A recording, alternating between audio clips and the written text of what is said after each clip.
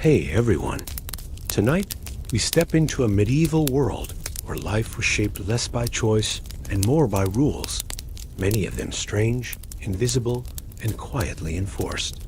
In medieval Europe, order mattered more than comfort, fairness, or freedom. Long before written law reached every village, people lived inside a dense web of customs, expectations, and prohibitions. These rules governed how you dressed, where you walked, when you spoke, what you ate, and even how clean you were allowed to appear. Most were never written down. They were learned early, enforced quickly, and rarely questioned. Obedience was not dramatic. It was ordinary. It lived in lowered eyes, careful words, familiar routines followed without thought. Children absorbed it before they could read. Adults survived by sensing boundaries rather than testing them. Punishment was not always violent. Often it was public, humiliating, and unforgettable. This was a world where silence could be safer than truth, where clothing signaled legal permission, where stepping outside after dark could turn a neighbor into an accuser. Law and belief blended together until fear, faith, and habit became indistinguishable. Tonight's journey is not about kings or battles. It is about the quiet pressure of rules that shaped ordinary lives. Rules so constant that they felt natural, even when they were cruel or absurd. Settle in. Let the pace slow. As the night grows still, we all walk carefully through a medieval world, where control was woven into daily life, and where following the rules was often the only way to sleep in peace. Customs stronger than law, beyond the harsh, unyielding dictates of birthright and social status. Medieval peasant life was meticulously governed by an even more ancient, pervasive force, the intricate web of communal expectations. Custom stronger than law was a chilling, omnipresent reality. Unwritten rules punished faster than courts, transforming subtle social norms into an unyielding code, and intensifying the constant fear of social judgment that perpetually bound them in a chilling web of suspicion and unspoken control, often dictating their very survival.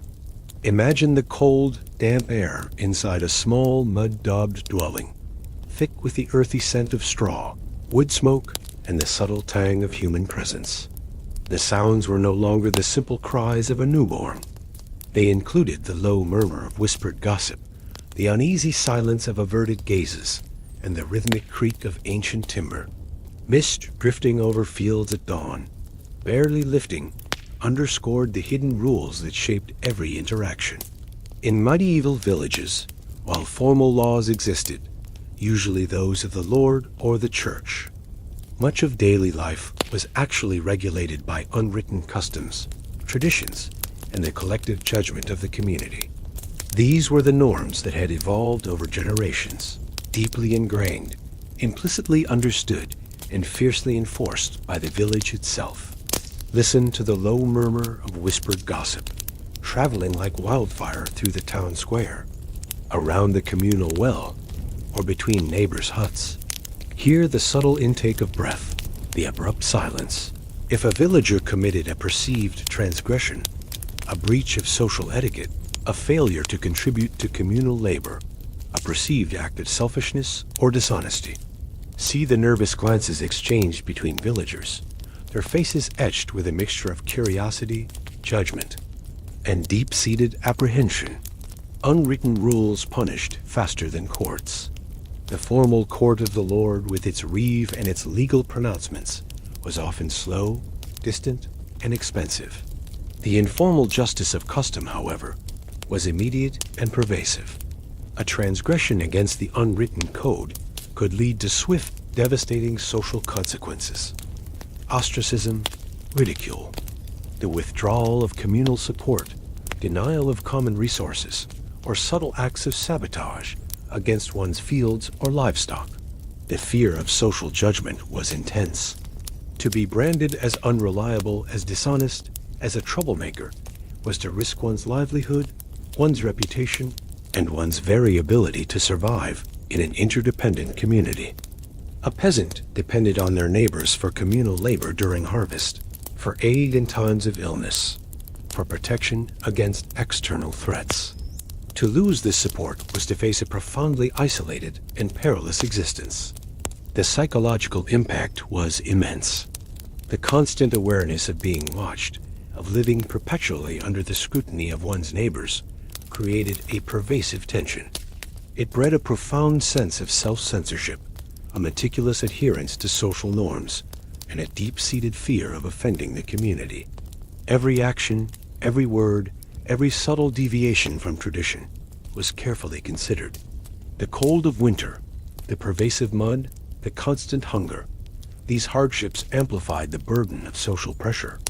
In a precarious world where survival was a daily gamble, maintaining good standing within the community was as vital as any physical resource. Knowing your place, beyond the ancient, unwritten laws of custom that governed every interaction, medieval peasant life was meticulously defined by a rigid, immutable social order, assigning every individual an unyielding position in the vast feudal hierarchy. Knowing your place was an absolute, omnipresent rule. Where you stood, walked, and spoke was regulated, transforming every movement and utterance into a precise, conscious performance of deference, and instilling a constant, pervasive fear of social transgression that dictated your very existence, perpetually reminding you of your utter subservience. Imagine the cold, damp air inside a small, mud-daubed dwelling, thick with the earthy scent of straw, wood smoke, and the subtle tang of human presence. The sounds were no longer the low murmur of whispered gossip. They included the low murmur of respectful conversation, the hushed pronouncements of elders, and the subtle creak of ancient timber.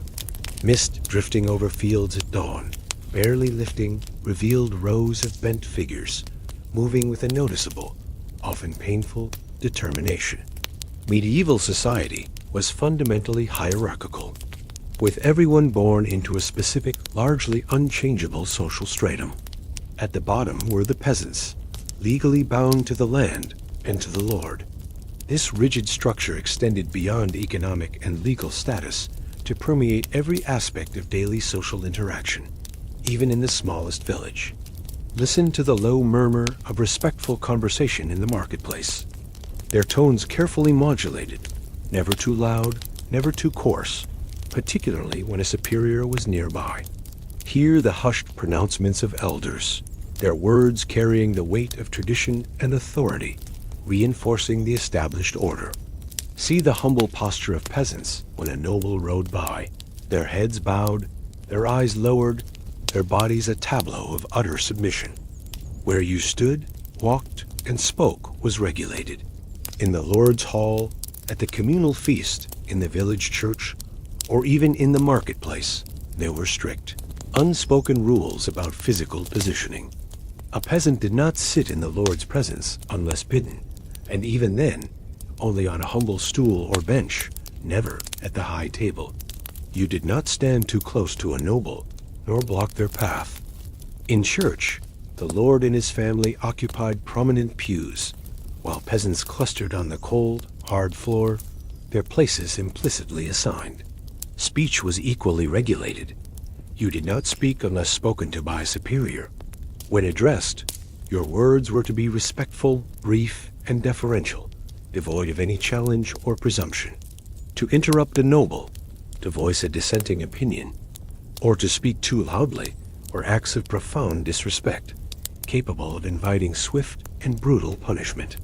The psychological impact was immense.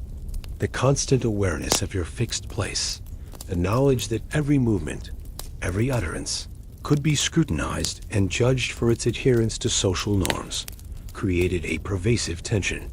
It bred a profound sense of self-censorship, a meticulous adherence to social etiquette, and a deep-seated fear of offending authority or attracting negative attention. This intricate dance of social distance and deference was essential for maintaining the stability of the feudal system. It ensured that those in power received their due respect, and that the common peasant understood their subordinate role in the grand scheme of things. Clothing as permission. Clothing as permission was a chilling, omnipresent reality. Dress revealed rank, and legal boundaries, transforming humble garments into powerful symbols of identity, status, and control, intensifying the constant fear of social transgression, and perpetually reminding them of their utter subservience to a rigid, immutable social hierarchy. Imagine the rough texture of the woolen shift against your skin, its fibers coarse and unyielding, chafing perpetually with every movement. Its scent, a pungent mixture of unwashed sheep, stale wood smoke, and the subtle tang of human sweat, was deeply ingrained, an inescapable aroma that permeated your very being. These were not clothes of fashion, but of raw, unyielding function, meticulously mended and worn until they literally fell apart. Your wardrobe was inherently simple, austere, and primarily functional. Rough woolen tunics, leggings for men, simple dresses for women, and a heavy, undyed woolen cloak for protection against the elements.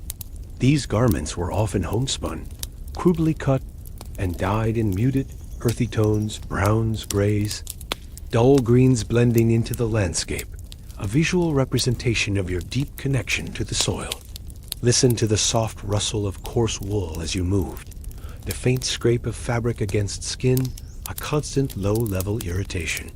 Hear the low murmur of whispered gossip in the marketplace, as villagers subtly commented on a neighbor's attire, discerning any deviation from the accepted norms. See the dull, muted colors of the garments, blending into the earthy tones of the hut, their surfaces thick with accumulated dirt, dust, and the indelible stains of daily labor. Dress revealed rank and legal boundaries. Sumptuary laws, though more rigorously enforced for the nobility and urban elites, permeated down to every level of society through custom and social expectation. Peasants were strictly forbidden from wearing certain colors. Bright reds, purples, blues were reserved for the wealthy. Certain fabrics, silk, velvet, fine linen, or certain adornments, gold, silver, precious jewels, elaborate embroidery. These distinctions were not merely about expense. They were about maintaining the visible markers of social status, ensuring that everyone's rank was immediately, unequivocally apparent. To wear clothes that were too fine for your station, to mimic the garments of a merchant, a knight, or, God forbid, a noble, was a profound transgression. It was an act of hubris, a challenge to the divinely ordained social order, and could invite swift, brutal punishment. The lord's reeve or sheriff could impose fines, confiscate the offending garment, subject you to public humiliation, or even resort to whipping. The psychological impact was immense. The constant pressure to conform, to ensure your dress precisely reflected your humble status, created a pervasive tension. Every appearance in public was a meticulous act of self-presentation, governed by the fear of social judgment and the dire consequences of perceived pride or ambition. Your garments were a constant, visible reminder of your humility, your servitude, your acceptance of your lot in life. This intricate dress code served to reinforce the rigid social hierarchy of medieval society. It ensured that those in power received their due deference, and that the common peasant understood their subordinate place in the grand scheme of things. It maintained stability, visually delineating the boundaries of privilege and control. Silence as safety. Silence as safety was an absolute, omnipresent rule.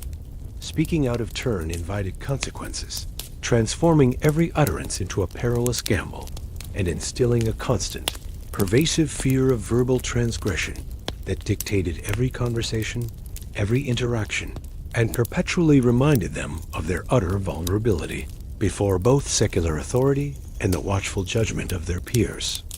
Imagine the air inside the cramped, mud-daubed dwelling, thick with the earthy scent of straw, wood smoke, and the subtle tang of human presence, now permeated by a profound stillness.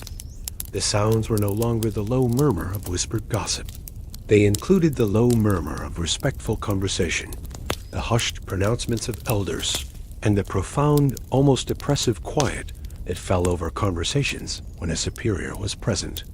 Mist drifting over fields at dawn, barely lifting, underscored the hidden rules that shaped every interaction. In medieval villages, while formal laws existed, much of daily life was regulated by unwritten customs and the collective judgment of the community. Speech, in particular, was a powerful tool, capable of shaping opinion, inciting discontent, or challenging authority. Those in power, the lord, the priest, the village elders, understood this implicitly, enforcing strict controls over what could be said, by whom, and when. Listen to the low murmur of respectful conversation, carefully modulated, never too loud, never too coarse, particularly when a superior was nearby. Hear the hushed pronouncements of elders, their words carrying the weight of tradition and authority, reinforcing the established order. See the cautious glances exchanged between villagers, their faces etched with a mixture of apprehension and careful neutrality, perpetually policing their own and each other's speech. Speaking out of turn invited consequences. This was the core of the rule. To interrupt a superior, to voice a dissenting opinion, to speak ill of the lord, the priest, or a powerful neighbor, or to engage in gossip that could disrupt communal harmony. These were profound transgressions. Such acts were seen as disrespect, insubordination, or even a subtle challenge to the social order, inviting swift and often severe retribution. The consequences were varied, but always damaging. A sharp reprimand from the lord's reeve, a public penance assigned by the priest, a fine levied by the manor court, or, most insidiously, social ostracism from one's neighbors. To be branded as a troublemaker, as someone who defied custom, or as a source of discord, was to risk one's livelihood, one's reputation, and one's very ability to survive in an interdependent community. The psychological impact was immense. The constant awareness of the power of words, the knowledge that any utterance could be scrutinized and judged, created a pervasive tension. It bred a profound sense of self-censorship, a meticulous adherence to verbal etiquette, and a deep-seated fear of inadvertently causing harm or inviting punishment. The mind, even in its most private moments, learned to police its own language. This intricate dance of verbal restraint was essential for maintaining the stability of the feudal system. It ensured that those in power received their due deference, and that the common peasant understood their subordinate role in the grand scheme of things. Part 2. Controlling the body, laws about eating. Laws about eating were a chilling, omnipresent reality. What, when, and how much you ate was monitored, transforming the fundamental act of nourishment into a precise, conscious performance of conformity, and intensifying the constant fear of scarcity that perpetually bound them in a chilling web of unspoken control, often dictating their very survival. Imagine the cold, damp air inside a small, mud-daubed dwelling, thick with wood smoke, damp earth, and the subtle tang of human presence. The sounds were no longer the low murmur of nervous chatter. They included the low murmur of quiet conversation, the rhythmic crunch of hard bread, and the soft sighs of a family trying to find satisfaction in meager fare. Mist drifting over fields at dawn, barely lifting, underscored the hidden rules that shaped every interaction. For the vast majority of medieval peasants, their diet was monotonous and meager, consisting primarily of grains. Food was a precious commodity, hard-won from the land, constantly threatened by poor harvests, pests, and the demands of lords and the church. Every morsel counted, and its consumption was rarely a private, unregulated affair. Listen to the low murmur of hungry bellies, a persistent, uncomfortable rumble against the quiet morning sounds. Hear the rhythmic crunch of hard, stale bread as it was slowly, deliberately chewed, its texture often tough and dry. See the single, coarse loaf, dark and dense, broken into portions and passed around the family. Its simple form, a profound symbol of their precarious existence. What, when, and how much you ate was monitored. These laws were often unwritten customs, enforced by communal expectation and the watchful eye of the Church and the Lord's Reeve. The types of food consumed were dictated by social status and availability: coarse grains and vegetables for peasants, finer meats and wheat bread for the nobility. To consume foods deemed too fine for your station was a subtle act of social transgression, risking censure. The timing of meals was typically tied to the rhythms of agrarian labor and the church calendar. Two main meals: breakfast, often simple and quick, and dinner, the main meal, were customary. Feasting days were dictated by religious festivals. To eat outside these customary times, particularly to indulge excessively, could be seen as gluttony, a sin. The quantity of food was meticulously monitored. In times of scarcity, rationing was communal, overseen by village elders or the Lord's officials. Every portion was carefully measured, its consumption a conscious act of survival. To overeat, to display greed, or to hoard food, particularly when others starved, was a profound social and moral transgression, inviting public condemnation. The psychological impact was immense. The constant awareness that their eating habits were scrutinized, that their sustenance was perpetually limited and controlled, created a pervasive tension. It bred a profound sense of self-censorship, a meticulous adherence to dietary norms, and a deep-seated fear of hunger and social judgment. This intricate regulation of eating served to reinforce the rigid social hierarchy and the pervasive scarcity of medieval life. It ensured that resources were managed, that social distinctions were maintained, and that individual appetites were subsumed by communal needs and external control. When work was forbidden, beyond the strictures of diet and the relentless demands of daily toil, medieval peasant life was meticulously shaped by a profound spiritual dictate that temporarily halted all physical exertion. When work was forbidden was a chilling, omnipresent reality. Holy days enforced rest, even during hunger, transforming leisure into a sacred obligation, and intensifying the constant fear of divine wrath that perpetually bound them in a chilling web of spiritual and social control, often dictating their very survival. Holy days enforced rest, even during hunger. Imagine the cold, damp air inside a small, mud-daubed dwelling, thick with wood smoke, damp earth, and the subtle tang of human presence, now permeated by a profound stillness. The sounds were no longer the rhythmic crunch of hard bread or the murmur of daily chores. They included the low murmur of whispered prayers, the solemn toll of the church bell, and the profound, almost eerie silence of fields left utterly untended. Mist drifting over fields at dawn, barely lifting, underscored the hidden rules that shaped every interaction. Medieval society was profoundly Christian, and the church held immense spiritual and temporal authority. Its calendar, meticulously structured around saints' days, feast days, and holy observances, dictated the rhythm of daily life, particularly for the peasant. Certain days were deemed sacred, inviolable, demanding complete cessation of all strenuous labor.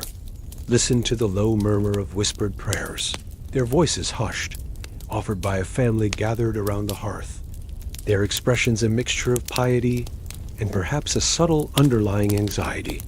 Hear the solemn toll of the church bell, its resonant sound echoing across the unusually silent fields, calling the entire village to Mass, its voice a constant reminder of sacred duty.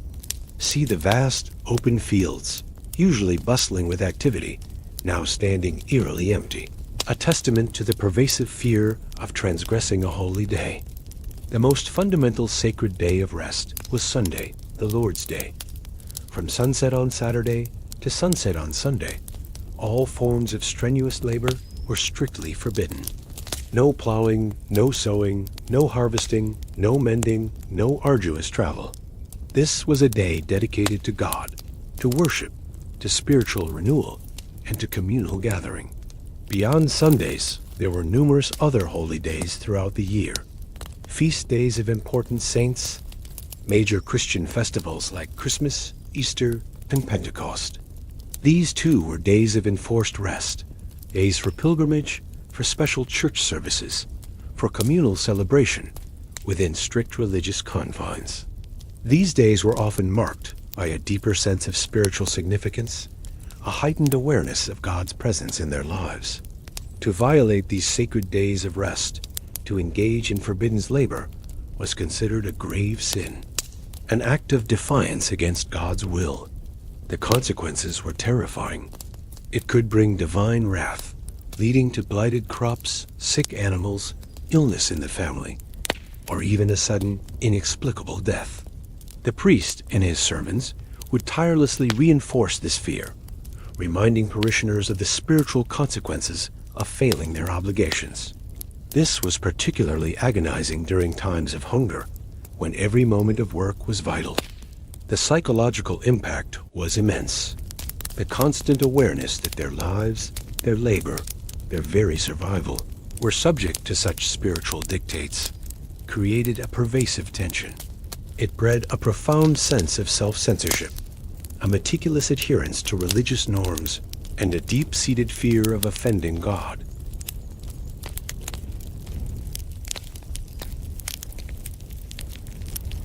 Tied to the land. Tied to the land was a chilling, omnipresent reality. Movement without permission risked punishment, transforming a basic human desire for mobility into a profound act of defiance, and intensifying the constant fear of arbitrary command that perpetually bound them in a chilling web of feudal control, perpetuating a lifetime of unfree subservience. Imagine the cold, damp air hitting your face as you stood in the muddy farmyard, thick with the earthy scent of damp soil, manure, and the pervasive aroma of human apprehension. The sounds were no longer the low murmur of whispered prayers. They included the distant lowing of cattle, the creak of wooden carts, and the authoritative shouts of the Lord's reeve.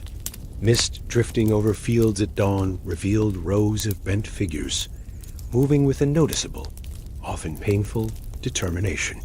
As a serf, you were not a free person. You were legally bound to the land you worked, a condition known as serfdom. This was the fundamental bedrock of the feudal system, ensuring a stable, readily available workforce for the Lord's manor. Your life, your labor, your family, and your meager possessions were all inextricably linked to this piece of earth. Listen to the low murmur of resigned voices in the marketplace, discussing their duties, their taxes, their inescapable obligations to the Lord, their words infused with a profound weariness. Hear the authoritative shouts of the Lord's reeve, his voice cutting through the sounds of daily toil, issuing commands, collecting dues. See the formidable stone manor, towering above the humble peasant huts, its very presence a visual declaration of absolute power. Movement without permission risked punishment.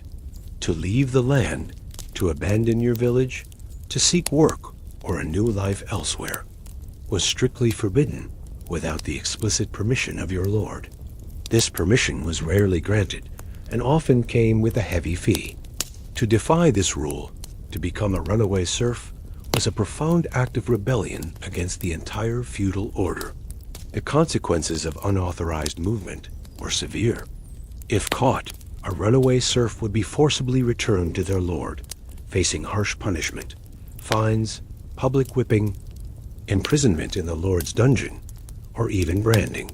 The fear of being caught, of the brutal retribution, was a constant, gnawing anxiety that bound them to their land as surely as any physical chain. The psychological impact was immense. The constant awareness of their unfree status, the knowledge that their desire for mobility, for a different life, was perpetually suppressed, eroded mental fortitude. It bred a profound sense of powerlessness, a quiet despair that shaped every aspiration, every interaction. Hope, a fragile commodity, was constantly challenged by the brutal reality of their fixed existence. The cold of winter, the pervasive mud, the constant hunger, these hardships amplified the burden of their social reality. They toiled endlessly, yet remained perpetually on the edge of subsistence, their future perpetually precarious, their very bodies tied to the land. Bathing as suspicion was a bizarre, omnipresent reality. Cleanliness could suggest vanity or sin, transforming a basic act of hygiene into a potentially dangerous social transgression, and intensifying the constant fear of judgment that perpetually bound them in a chilling web of spiritual and social control, dictating their very limited attempts at personal purification. Imagine the cold, damp air inside a small, mud-daubed dwelling, thick with the earthy scent of straw, wood smoke, and the subtle tang of human presence, now permeated by the pervasive aromas of medieval life. The sounds were no longer the low murmur of tired bodies. They included the hushed whispers of gossip, the soft rustle of rough linen, and the profound, almost eerie silence that often followed a perceived social faux pas. Mist drifting over fields at dawn, barely lifting, underscored the hidden rules that shaped every interaction. For the vast majority of medieval peasants, daily bathing as we understand it was simply not practiced. Water was precious, often cold, and heating it required immense amounts of fuel and labor. Public baths, remnants of Roman times, had largely vanished or fallen into disrepair. Personal hygiene was rudimentary, often limited to a quick splash of hands and face. Listen to the low murmur of hushed gossip, traveling like wildfire through the town square, around the communal well, or between neighbors' huts. Hear the subtle intake of breath, the abrupt silence, if a villager appeared with an unusually clean face or body. See the nervous glances exchanged between villagers, their faces etched with a mixture of curiosity, judgment, and deep-seated apprehension. Cleanliness could suggest vanity or sin. In a society where poverty was the norm, and excessive attention to the body was often associated with pride, one of the 7 deadly sins, or with sensuality, overt cleanliness could be viewed with suspicion. To appear too clean, to waste precious resources on excessive bathing, could be seen as an act of vanity, a subtle challenge to the humility expected of a peasant. The church, in particular, often preached caution against excessive bathing, viewing it as a potential gateway to lust or gluttony, or as a distraction from spiritual concerns. While ritual bathing had its place in some religious contexts, everyday cleanliness was not a virtue. The psychological impact was immense. The constant awareness that their attempts at personal hygiene, however rare or rudimentary, could be scrutinized and judged for their adherence to social and religious norms created a pervasive tension. It bred a profound sense of self-censorship, a meticulous adherence to subtle social strictures, and a deep-seated fear of offending the community, or, worse, God. This attitude towards bathing reinforced the rigid social hierarchy of medieval society. The wealthy nobility might indulge in more frequent, perfumed baths, but for the peasant, a certain level of grubbiness was simply the accepted norm, a mark of their station. To deviate from this norm was to risk social ostracism or moral condemnation. Marriage without choice. Marriage without choice was a chilling, omnipresent reality. Unions served property and alliances, not love, transforming personal relationships into meticulously calculated social and economic contracts, and intensifying the constant fear of transgression that perpetually bound them in a chilling web of control, dictating their very emotional and familial destinies. Imagine the cold, damp air inside a small, mud-daubed dwelling, thick with the earthy scent of straw, wood smoke, and the subtle tang of human presence. The sounds were no longer the low murmur of whispered gossip. They included the hushed discussions of matchmakers, the low murmur of parental negotiations, and the profound, almost eerie silence that fell over a young couple contemplating their fate. Mist drifting over fields at dawn, barely lifting, underscored the hidden rules that shaped every emotional interaction. For the vast majority of medieval peasants, marriage, matrimonium, was primarily a pragmatic affair, a means to create a new labor unit, to work the land, to produce children who would ensure the family's survival and provide for their parents in old age. Love, while it might develop, was rarely the primary consideration. Property, labor, social standing, and family alliances were paramount. Listen to the low murmur of parents negotiating a match, their voices serious, practical, discussing the dowry, if any, the land that would be inherited, the labor that a new daughter-in-law or son-in-law would bring to the household. Hear the hushed whispers of young people, aware of their parents' intentions, their own feelings often secondary to the needs of the family.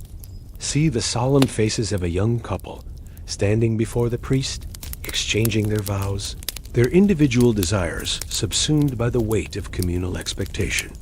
Unions serve property and alliances, not love. The choice of a spouse was typically made by the paterfamilias, or the heads of the two families involved. They would carefully weigh the economic and social implications of the union. Would it consolidate land? Would it secure labor? Would it improve the family's standing within the village? Personal affection was a fortunate, but secondary, outcome, not a prerequisite. Parental approval was a critical, often absolute, requirement. A marriage could not proceed without the consent of the family heads, who often consulted with the Lord or the village elders. The Lord's approval was also frequently needed, particularly if the marriage involved a serf from another manor or the transfer of land. Fees might be levied, permissions painstakingly sought. The Lord's interest lay in maintaining the stability of his workforce, his tax base, and his social order. The psychological impact was immense. Young peasants grew up knowing that their marriage would be dictated by family strategy, not personal desire. The pressure to conform, to fulfill their familial obligations, to produce heirs was profound, shaping their emotional lives with a pervasive sense of duty rather than romantic expectation. To defy parental wishes, to attempt to marry outside these established norms, was an act of profound rebellion, risking social ostracism, disinheritance, and severe censure from the village. This intricate regulation of marriage served to reinforce the rigid social hierarchy and the economic realities of medieval life. It ensured that resources were managed, that social distinctions were maintained, and that individual desires were subsumed by communal needs and external control. Part 3. Order through fear, curfews, and night bells. Curfews and night bells were a chilling, omnipresent reality. Being outside after dark was a crime, transforming the transition from day to dusk into an unyielding decree, and intensifying the constant fear of violence, wild animals, and the arbitrary power of local authorities, perpetually binding them to the sharp, unwritten rules of nocturnal submission. Imagine the cold, damp air hitting your face as the sun dipped below the horizon, thick with the earthy scent of mud, wood smoke, and the subtle tang of fear. The sounds were no longer the cheerful chatter of a bustling village. They included the hurried thud of doors being barred, the lowing of animals being coaxed into byres, and the insistent clang of a communal bell. Mist drifting over fields at dawn, barely lifting, underscored the hidden rules that shaped every interaction. The medieval night, a realm of profound darkness without widespread artificial lighting, was inherently dangerous. It concealed both natural and human threats. Wild animals, wolves, bears, boars, whose hunger grew bolder with the dark. Bandits, thieves, and outlaws who preyed on the unwary. And the omnipresent threat of fire in densely packed, timber-bird dwellings. Listen to the hurried thud of heavy wooden doors being slotted into place, the metallic scrape of iron bars being drawn across the thresholds. A final definitive punctuation mark ends the encroaching darkness. Hear the anxious bleating of sheep as they were shooed into their byres, the agitated clucking of chickens settling into their coop. See the flickering firelight from countless small dwellings, tiny beacons against the overwhelming darkness, slowly winking out as families retreated into their confined sanctuaries. Being outside after dark was a crime. Curfews, often unwritten but universally understood, were a fundamental law of survival. As the light faded, a profound sense of urgency gripped every family. To be caught outside after the sunset bell, without a legitimate reason, such as a medical emergency or sanctioned night watch, was a serious offense, punishable by fines, imprisonment, or even the whip. The town gate, usually open throughout the day, would be physically closed and barred after the evening bell, effectively sealing off the community from the outside world. This imposed isolation, while offering some protection, also amplified the sense of confinement and vulnerability. The night bells, often rung from the church steeple at sunset and then at various intervals through the night, were the audible enforcement of this curfew. Their sound, a constant reminder of the designated hours of darkness, dictated when all movement must cease, when all citizens must be within their homes. The psychological impact was immense. The constant awareness of the night's dangers, coupled with the fear of arbitrary punishment for breaking curfew, created a pervasive tension. It bred a profound sense of confinement, reinforcing their bound status, amplifying the terror of the unknown. Sleep, often shallow and restless, was subconsciously attuned to the sounds from beyond the barred door, listening for any suspicious movement. This intricate regulation of nocturnal activity served to reinforce the rigid social hierarchy and the pervasive dangers of medieval life. It ensured order, minimized crime, and provided a framework for communal security, however fragile. Family punished together. Beyond the explicit curfews and the rigid imposition of nightly silence, medieval justice harbored a more insidious, pervasive truth about transgression. Guilt was rarely an individual burden. Family punished together was a chilling, omnipresent reality. Guilt spread through bloodlines, transforming a single person's crime into a collective condemnation and intensifying the constant fear of transgression that perpetually bound them in a chilling web of social control, perpetually reminding them of their utter vulnerability to the long, unforgiving reach of medieval law. Imagine the cold, damp air inside a small, mud-daubed dwelling, thick with the earthy scent of straw, wood smoke, and the subtle tang of human presence, now permeated by the profound stillness of fear. The sounds were no longer the low murmur of whispered gossip. They included the low murmur of anxious conversations, the hushed pronouncements of a stern reeve, and the cries of a family facing ruin. Fading candlelight over cobblestone streets might illuminate a hut under the watchful, unforgiving eye of the community. In medieval society, the family, familia, was the fundamental unit of social, economic, and legal identity.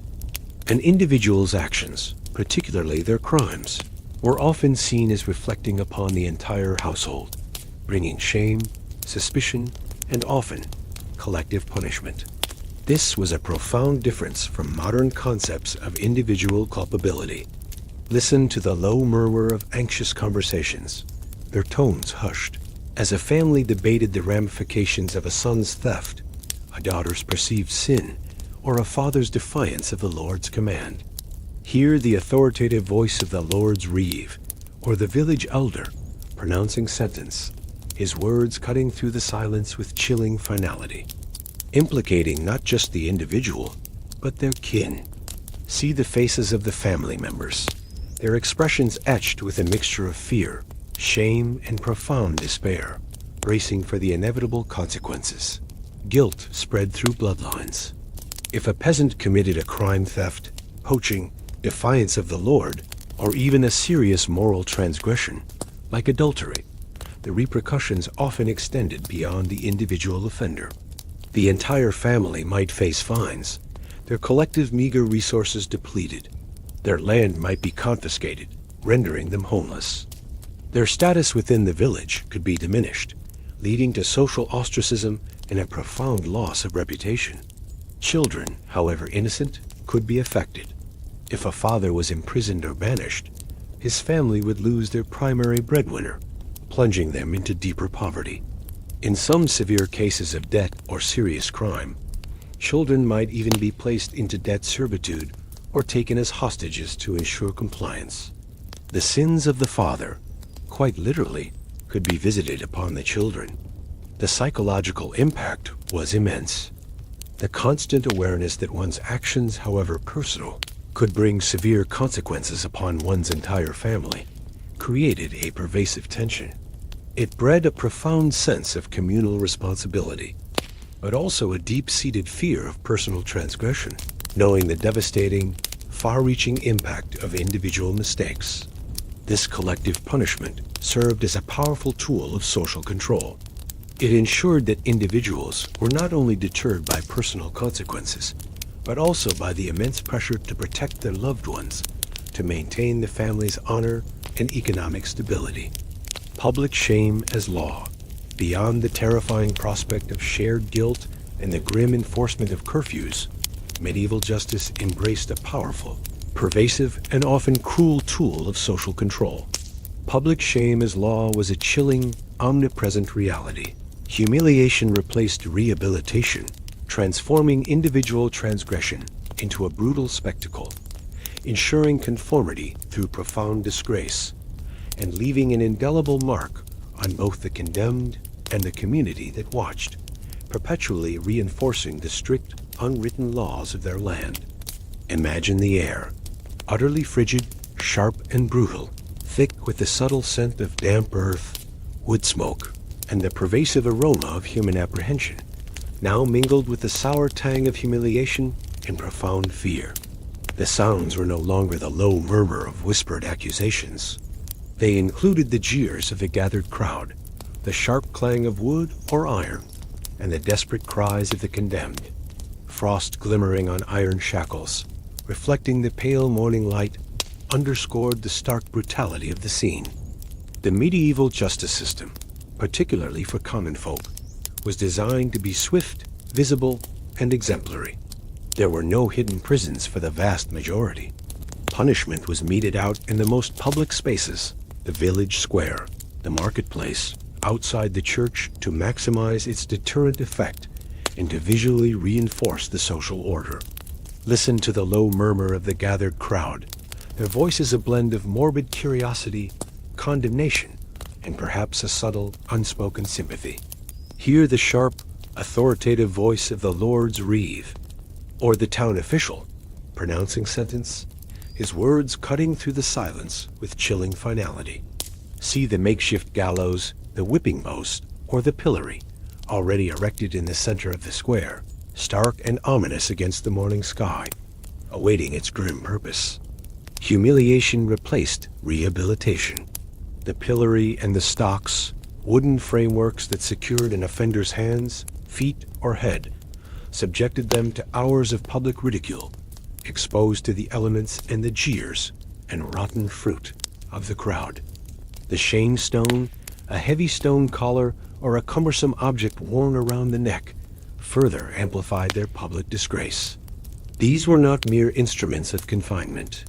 They were profound symbols of public condemnation. The purpose was explicit, to strip the offender not only of their freedom, but of their dignity. To be made a spectacle, an object lesson for the entire community, was a punishment designed to leave an indelible mark, more permanent than any physical scar. The crowd, often compelled to attend, played a crucial role in this theater of shame. Their jeers, their thrown rotten fruit or mud, their visible condemnation, amplified the shame of the offender, transforming individual guilt into collective judgment. The psychological impact was immense. To witness such a brutal spectacle, to see a neighbor, a friend, or even a relative stripped of their dignity, subjected to public ridicule, was a crushing burden. It instilled a profound, pervasive fear of transgression, a constant awareness of the strict, unforgiving laws that governed their lives, shaping their moral choices and their deepest secret fears. The cold, sharp air would amplify the sting of the elements, the agony of the condemned, making the lessons even more visceral. The smell of fear, of sweat, of humiliation would permeate the square, clinging to the clothes and memories of all who watched. Animals on trial. Beyond the human spectacle of public shame and the relentless enforcement of law, Medieval justice extended its reach into an unexpected, bizarre, and profoundly revealing realm. Animals on trial was a chilling, pervasive reality. Livestock could be arrested, fined, or killed, transforming innocent creatures into legal subjects and intensifying the constant fear of unpredictable justice that perpetually bound them in a chilling web of spiritual and social control, dictating their very limited attempts to understand an illogical world. Imagine the cold, damp air hitting your face as you stood in the muddy village square, thick with the earthy scent of mud, manure, and the pervasive aroma of human apprehension, now mingled with the subtle tang of fear and bewilderment. The sounds were no longer the simple lowing of cattle. They included the rhythmic clang of a handbell, the authoritative voice of a judge, and the bewildered bleating of a condemned animal. Empty squares, usually bustling, now echoed with the uneasy silence that followed such a strange pronouncement. In medieval Europe, animals, pigs, cows, goats, even rats and insects were regularly put on trial for causing harm or damage. This practice, often conducted in secular or ecclesiastical courts, reflected a worldview where animals were believed to possess a degree of moral culpability, or at least to be under the influence of evil forces. Listen to the rhythmic clang of the handbell, calling the villagers to witness another peculiar trial.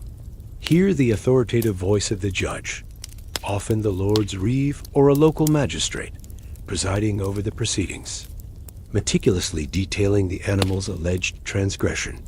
See the condemned animal, a pig, perhaps, accused of killing a child, brought into the square, its bewildered presence a stark counterpoint to the solemnity of the court.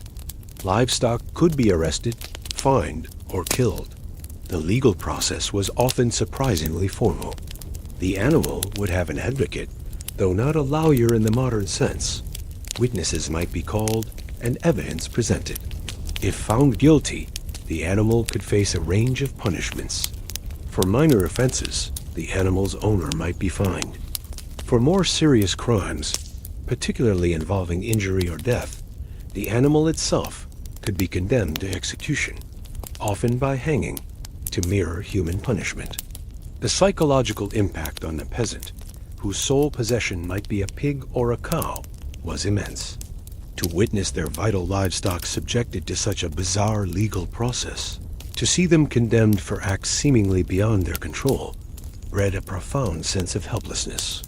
It amplified the fear of unpredictable justice, of a legal system that operated on principles that defied their understanding. The condemned animal, often bewildered and confused, became an object lesson for the community.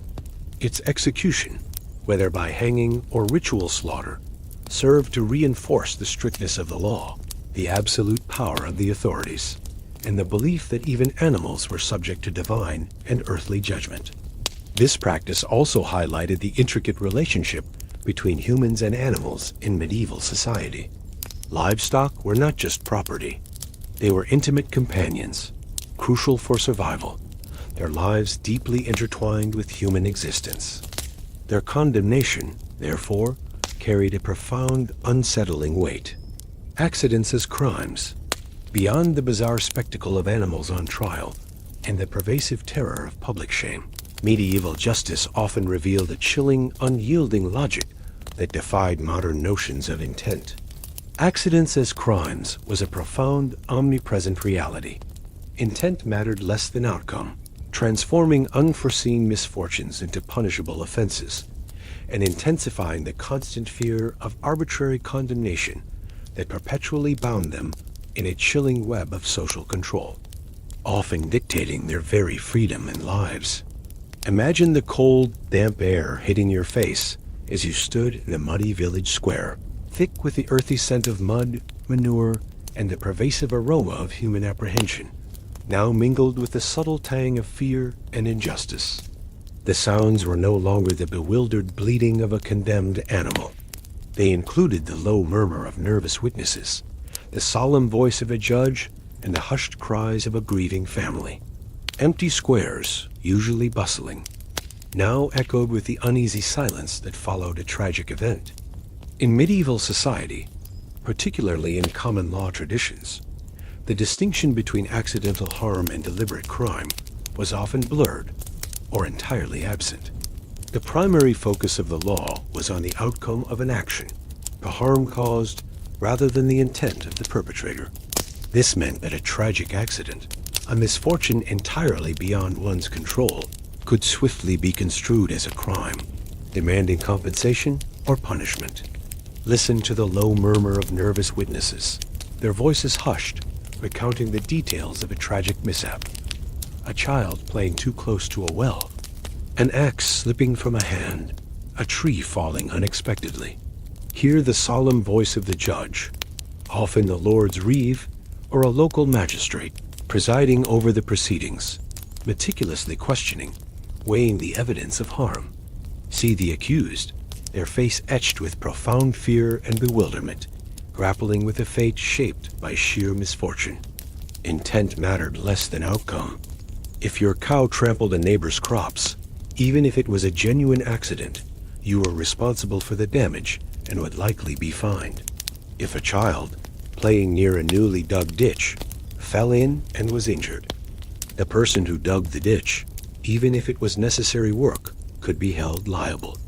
If an axe slipped from your hand and accidentally injured another, you would be responsible for their medical care and potentially face fines or punishment, regardless of your lack of malicious intent.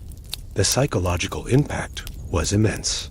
The constant awareness that any unforeseen misfortune, any tragic accident, could swiftly be deemed a crime bred a profound sense of pervasive anxiety. It fostered a deep-seated fear of unintentional harm, a quiet paranoia that shaped every action, every decision. Life, already precarious, was further burdened by the knowledge that fate itself could become your accuser.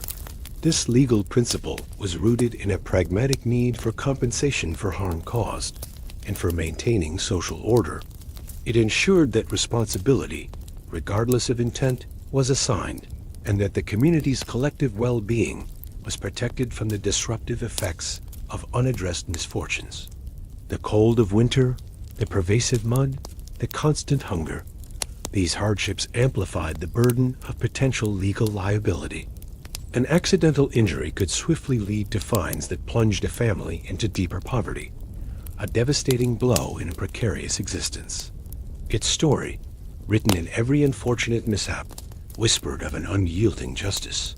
Accidents as crimes was a profound reality of medieval peasant life, a chilling reminder why surviving a single day was unlikely. It was a calm, immersive journey into a world of mud, hunger, and violence, charting the hidden architecture of control, forever tethered to the relentless burden of unpredictable justice, and the quiet despair of a life lived beneath the omnipresent shadow of immutable rules, where even misfortune carried a brutal criminal price.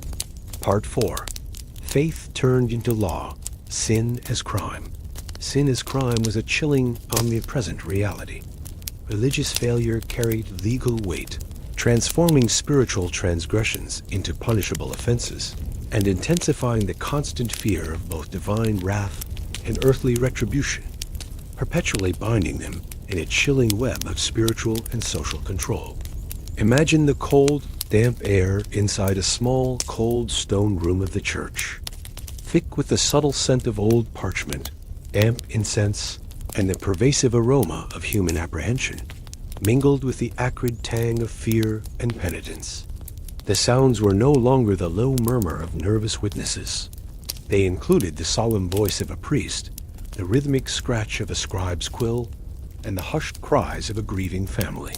Fading candlelight over cobblestone streets illuminated grim faces, acutely aware of the power of unseen judgment. In medieval society, the distinction between religious law, canon law, and secular law was often blurred, particularly for the common peasant.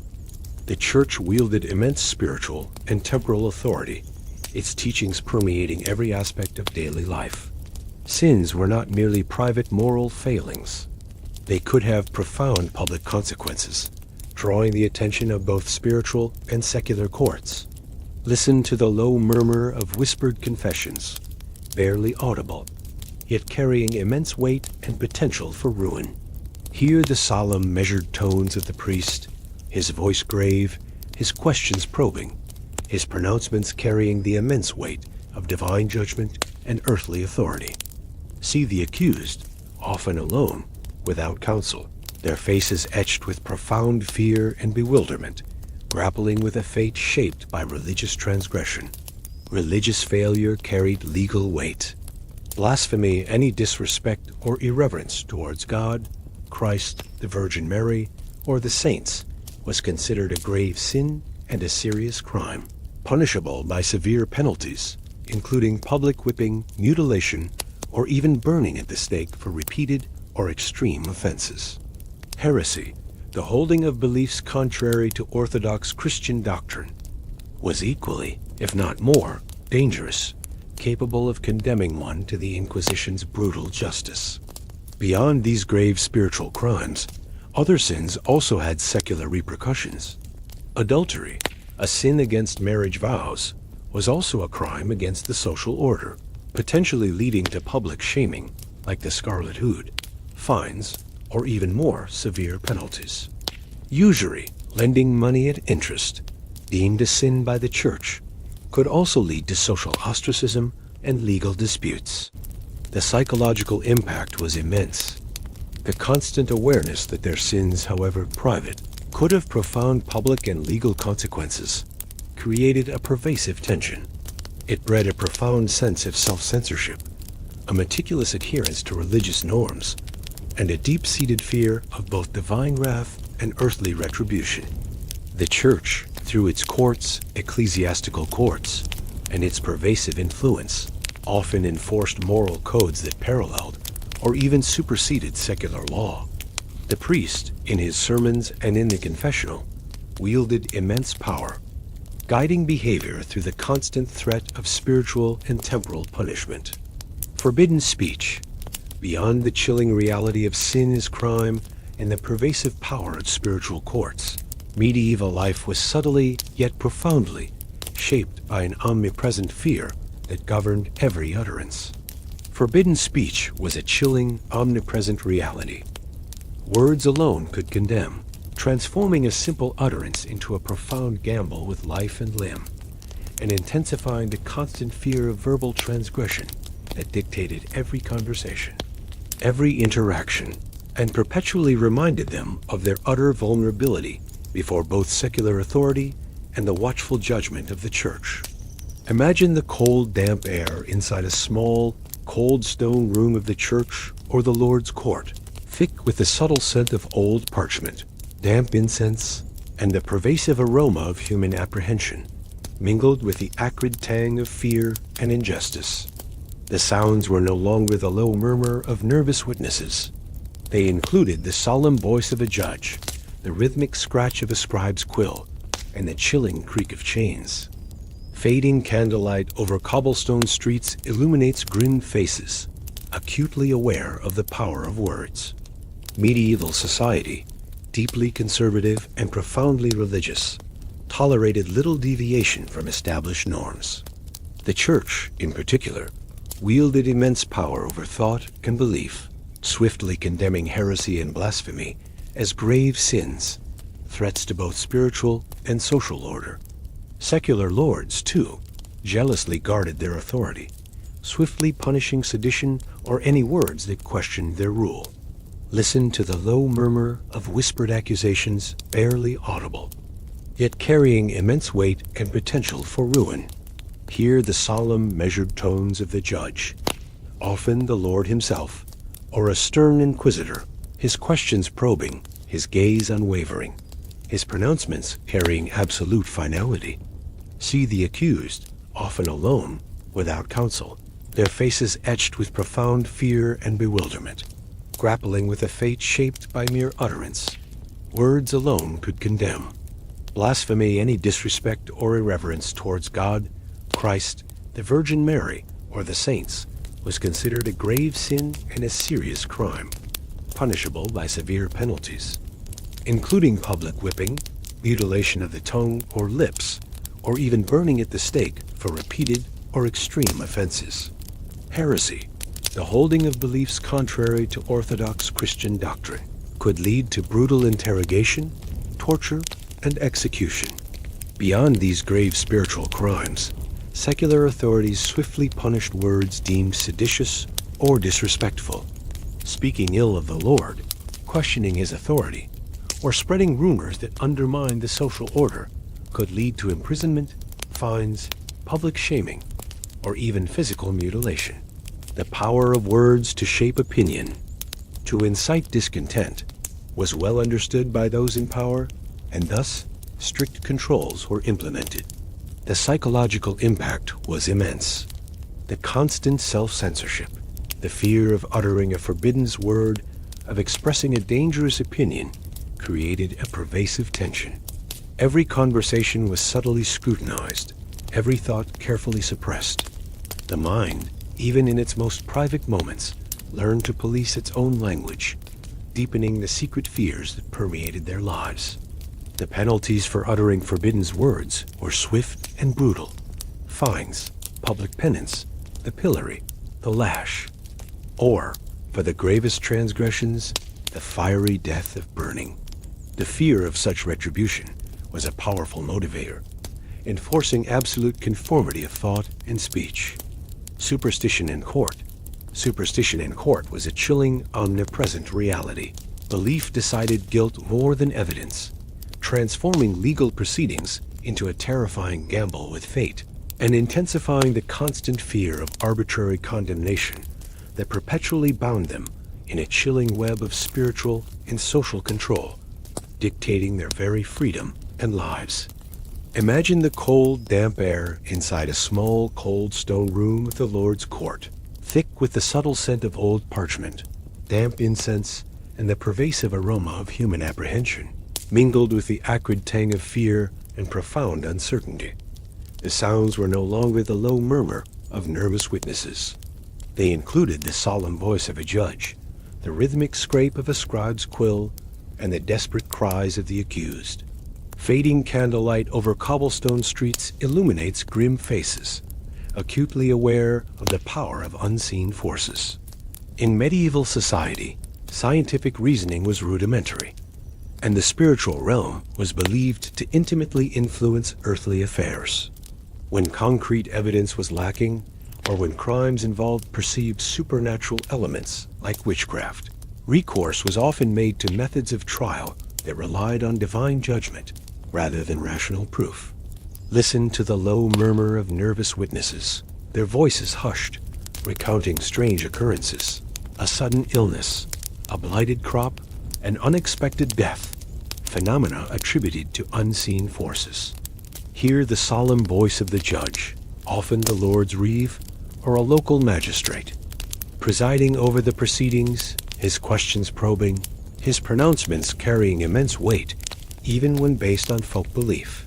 See the accused, often alone, without counsel, their faces etched with profound fear and bewilderment, grappling with a fate shaped by superstition. Belief decided guilt more than evidence. The most notorious examples were trials by ordeal. The accused might be subjected to the ordeal by cold water, as seen in Segment 8, where floating meant guilt and sinking meant innocence, often leading to death by drowning. Or the ordeal by hot iron, where the accused would carry a red-hot iron for a set distance. If the wound festered, they were guilty. These were not tests of physical fortitude. They were believed to be direct judgments from God, revealing hidden guilt or innocence. Accusations of witchcraft, often fueled by fear and superstition, would be tried with a similar reliance on belief. Confessions might be extracted under duress. Belief in demonic pacts would be paramount, and the word of an accuser, driven by fear, could hold more weight than any material evidence. The psychological impact was immense. The constant awareness that one's fate could be decided not by rational evidence, but by arbitrary tests or the subjective beliefs of the court, bred a profound sense of injustice and helplessness. It instilled a pervasive fear of false accusation, a quiet paranoia that shaped every interaction.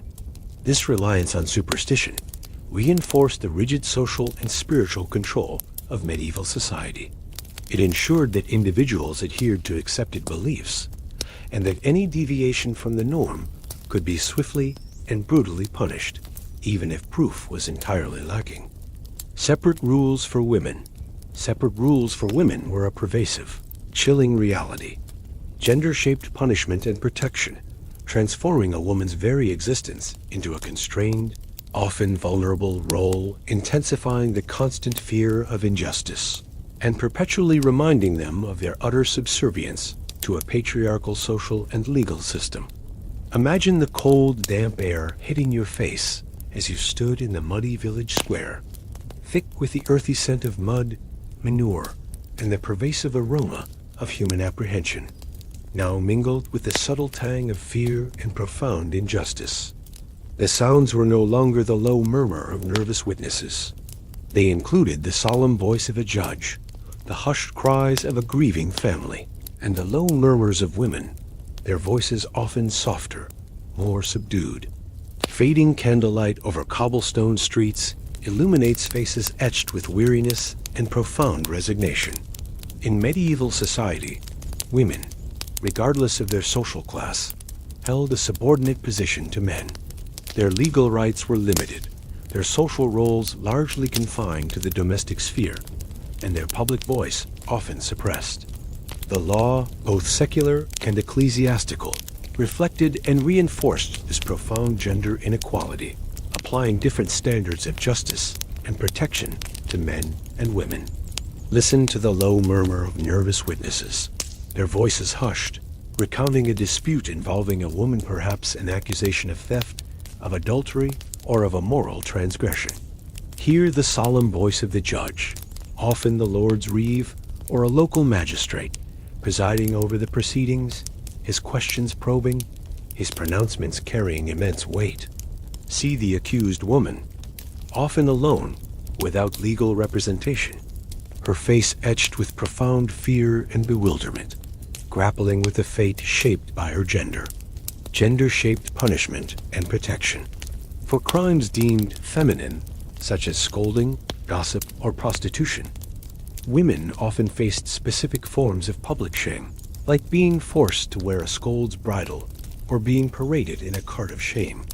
For adultery, a woman might face public humiliation, the scarlet hood, while a man might receive a lighter penalty. For accusations of witchcraft, women were disproportionately targeted, subjected to brutal trials and often agonizing executions. Protection also differed. While noble women might have male guardians or family to protect their honor and property, peasant women had far less recourse. Their vulnerability to male violence, to sexual assault, or to arbitrary commands from their lord was immense, and the law often offered them little effective protection. Legal testimony from women was often viewed with more skepticism than that of men. The psychological impact was immense. The constant awareness of these separate rules, the knowledge that their gender rendered them profoundly vulnerable to specific forms of injustice and limited their autonomy, created a pervasive tension. It bred a profound sense of powerlessness, a quiet despair that shaped every decision, every interaction. Hope, a fragile commodity, was constantly challenged by the brutal reality of their subordinate status. This gendered legal system served to reinforce the patriarchal social order. It ensured that women largely remained within their prescribed roles, their dissent suppressed, their voices muted, their lives profoundly controlled by male authority. Justice as performance. Justice as performance was a chilling, omnipresent reality.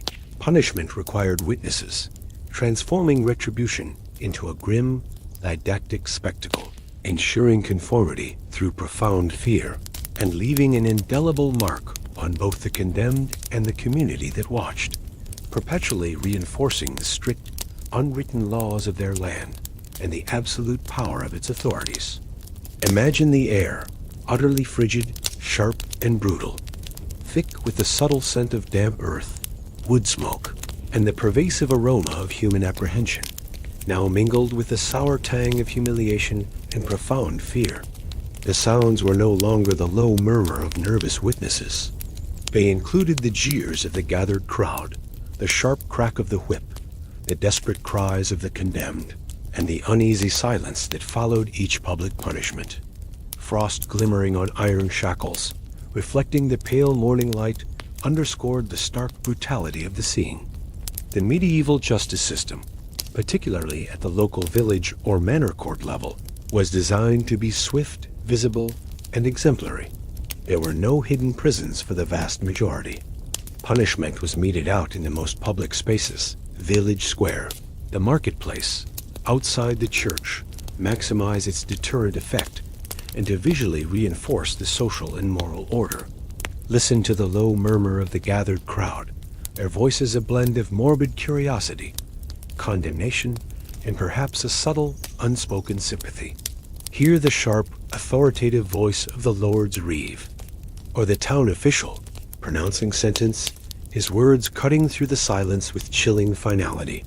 See the makeshift gallows, the whipping post, or the pillory, already erected in the center of the square, stark and ominous against the morning sky, awaiting its grim purpose. Punishment required witnesses. Every element of the punishment was designed for maximum theatrical effect. The condemned, often stripped of their outer garments, their head bowed, would be paraded through the streets, or placed in the pillory, or bound to the whipping post. Their humiliation was public, deliberate, and designed to strip them of dignity, to make them an object lesson for all. The crowd, often compelled to attend, played a crucial role in this theater of punishment. Their jeers, their thrown rotten fruit or mud, their visible condemnation, amplified the shame of the offender, transforming individual guilt into collective judgment.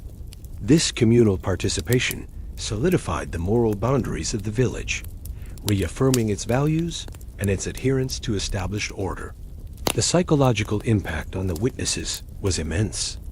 To see a neighbor, a friend, or even a relative stripped of their dignity, subjected to pain, or put to death in such a public manner was a crushing burden. It instilled a profound, pervasive fear of transgression, a constant awareness of the strict, unforgiving laws that governed their lives, shaping their moral choices and their deepest secret fears.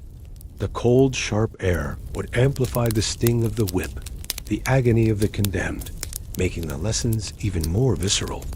The smell of fear, of sweat, of blood would permeate the square, clinging to the clothes and memories of all who watched. Part 5. Living Inside the Rules. Learning Obedience Young. Learning obedience young was a pervasive, inescapable truth. Fear educated faster than instruction, transforming the innocence of childhood into a meticulous conformity, and intensifying the constant fear of transgression that perpetually bound them in a chilling web of control, ensuring their subservience and perpetuating the feudal system.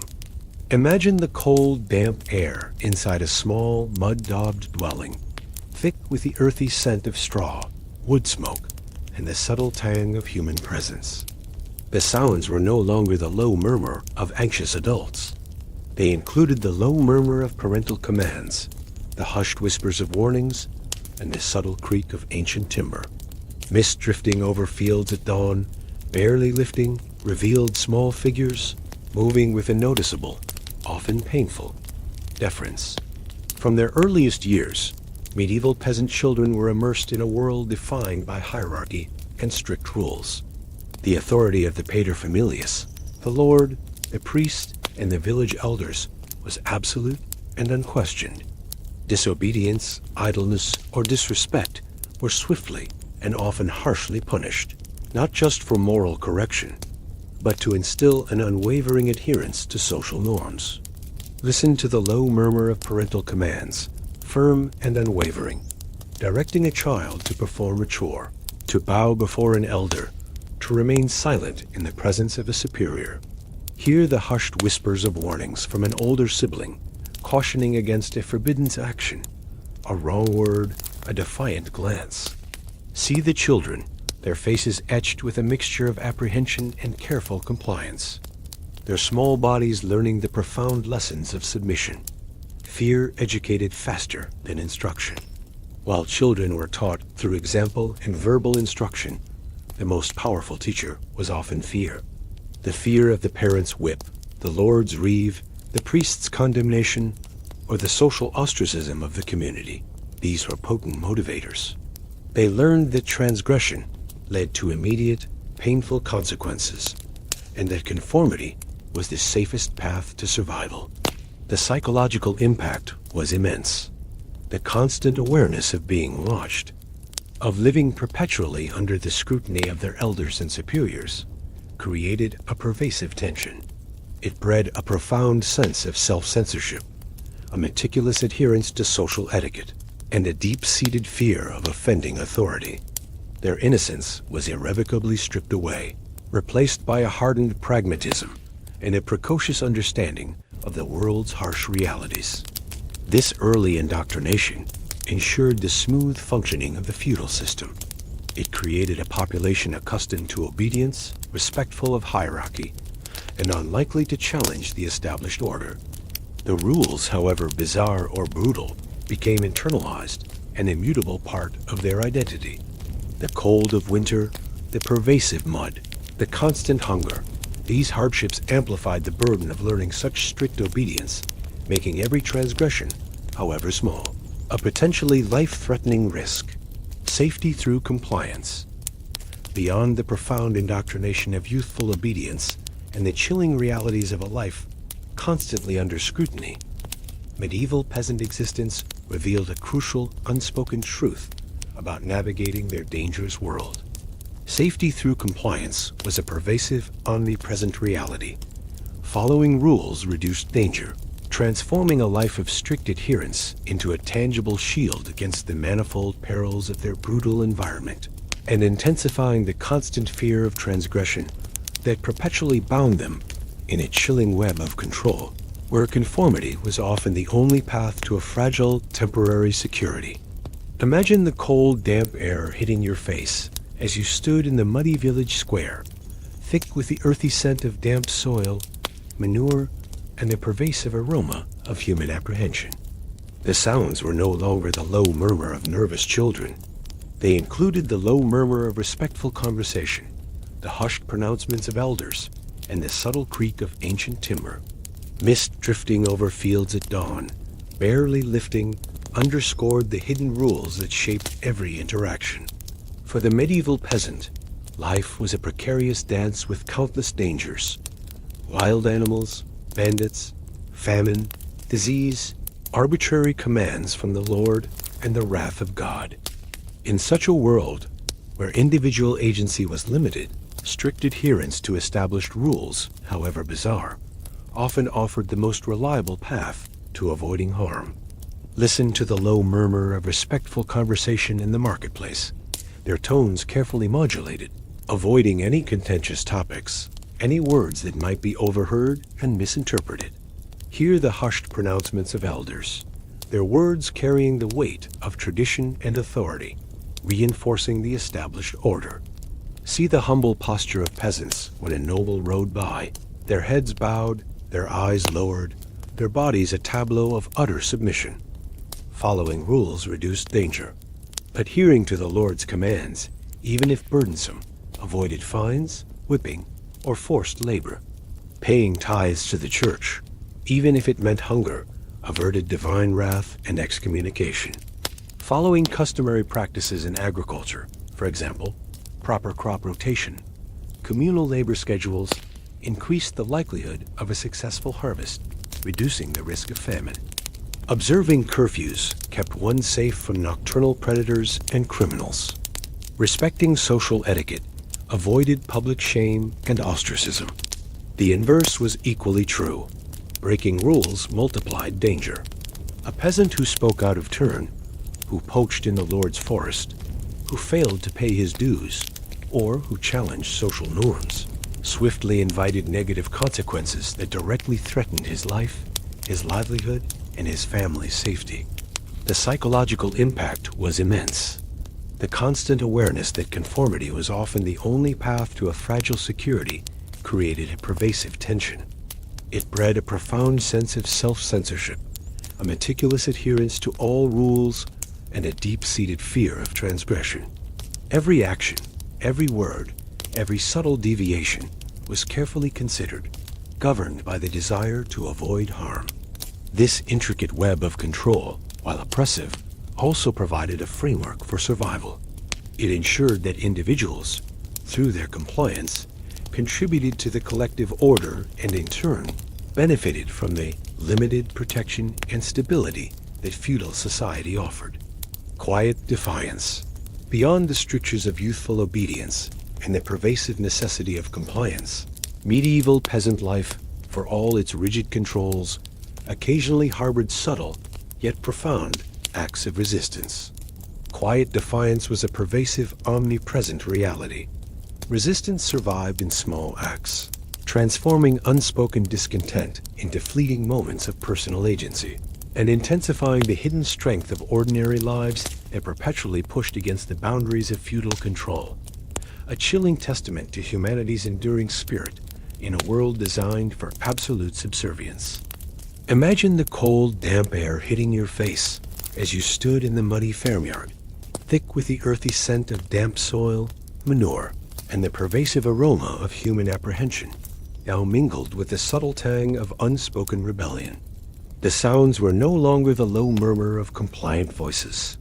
They included the low murmur of hushed conversations, the soft rustle of woolen cloaks as knowing glances were exchanged, and the subtle creak of ancient timber. Mist drifting over fields at dawn, barely lifting, underscored the hidden acts that shaped daily interactions. For the medieval peasant, open rebellion against the lord or the church was a rare, extremely dangerous act, almost always met with swift and brutal suppression. Their profound lack of power, their economic dependence, and the overwhelming force of authority made overt resistance suicidal. Yet human beings, by their very nature, resist absolute control. Listen to the low murmur of hushed conversations in the marketplace, their tones carefully modulated, discussing injustices, local grievances, or the burdens of taxation, their words infused with a subtle, unspoken resentment. Hear the soft rustle of woolen cloaks as villagers exchanged knowing glances, a shared glance of understanding, a subtle acknowledgement of collective discontent, even without explicit words.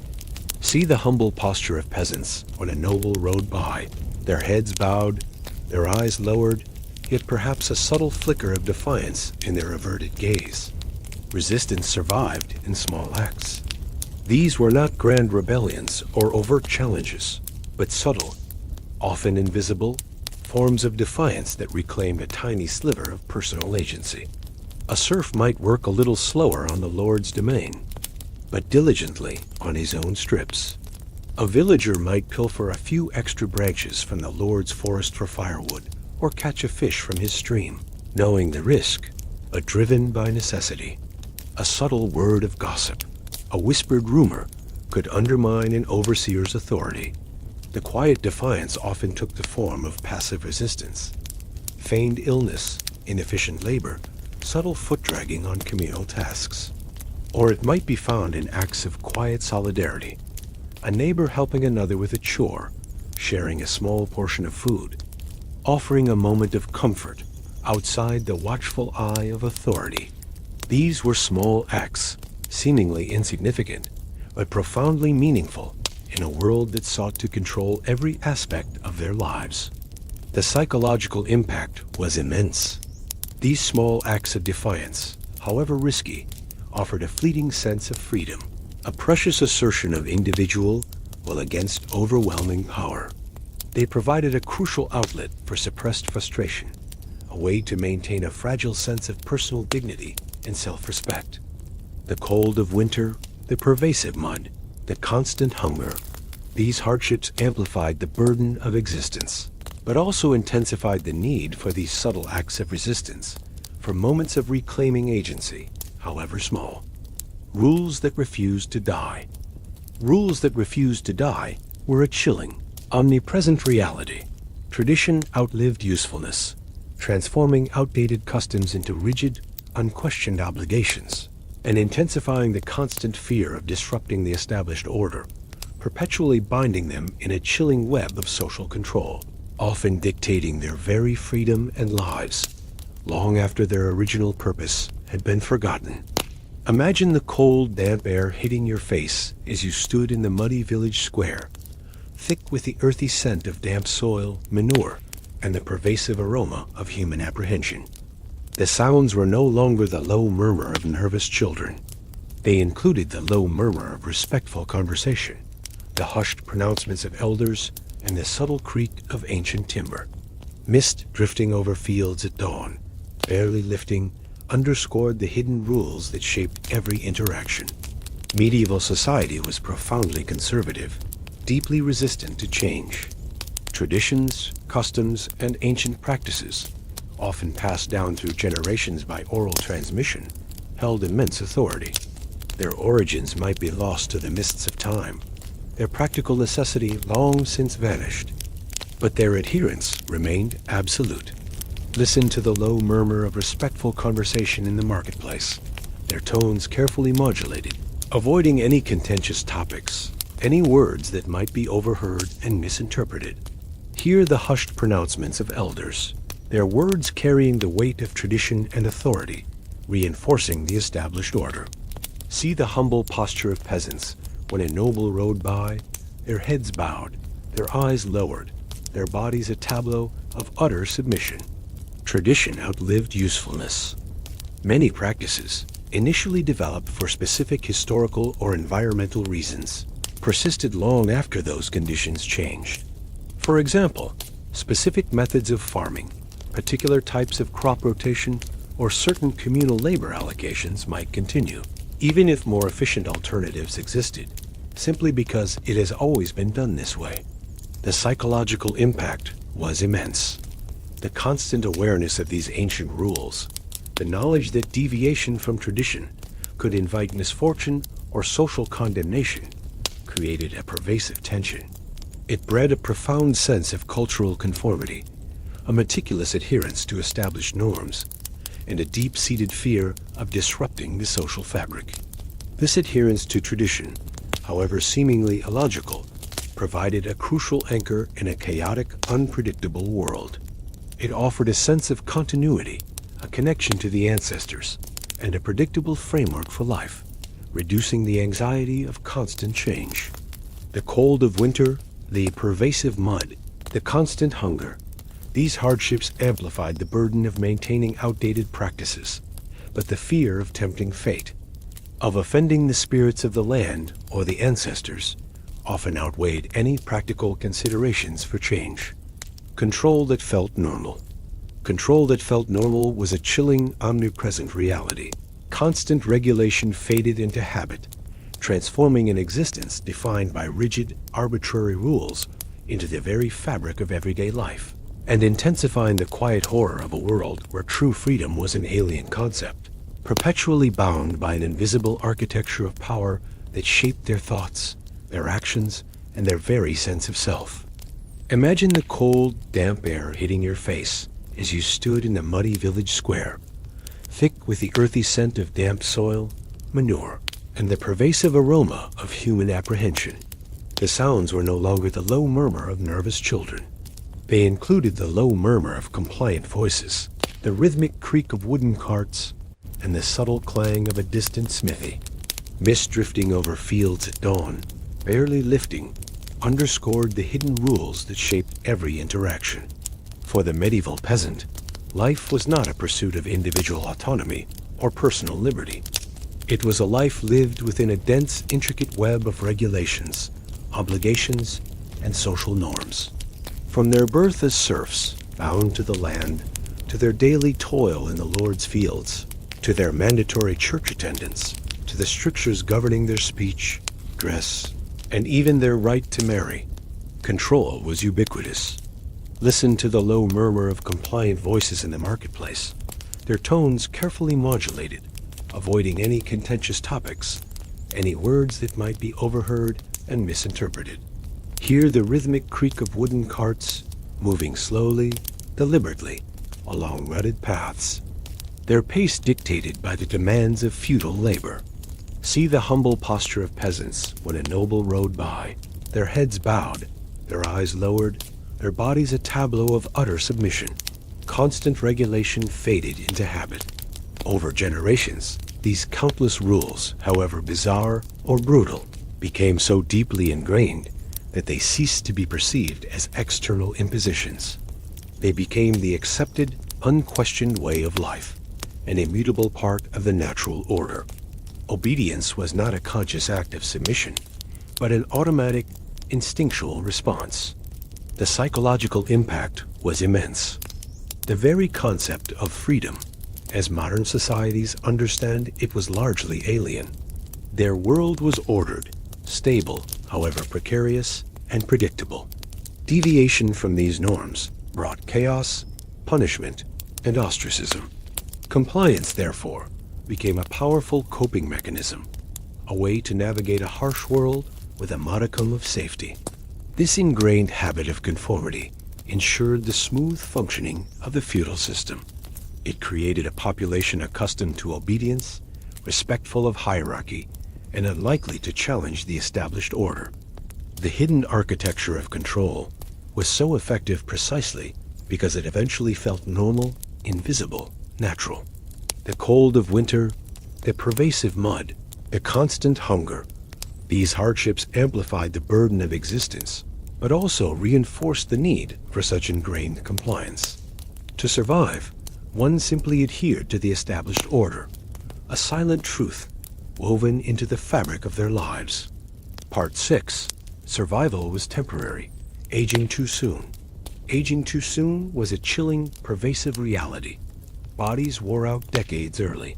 What we call old age arrived in youth, transforming robust adults into frail, ailing figures, intensifying the quiet horror of existence, and perpetually reminding them of their utter vulnerability to the relentless toll of ceaseless labor, chronic illness, and a life lived on the absolute edge. Imagine the cold, damp air hitting your face as you stepped into the morning mist, thick with the earthy scent of freshly plowed fields, manure, and the subtle tang of human presence. The sounds were no longer the low murmur of young voices. They included the low groans of chronic pain, the rhythmic creak of stiff joints, and the slow, shuffling footsteps of individuals who, though only in their 40s, bore the unmistakable hallmarks of profound age.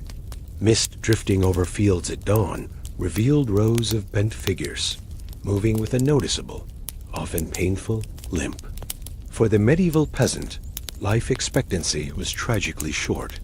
While infant and child mortality rates were devastatingly high, even those who survived to adulthood faced a relentless barrage of physical hardships that rapidly accelerated the aging process. The concept of old age as we perceive it today, a period of relative comfort and leisure in one's 70s or 80s, was virtually non-existent.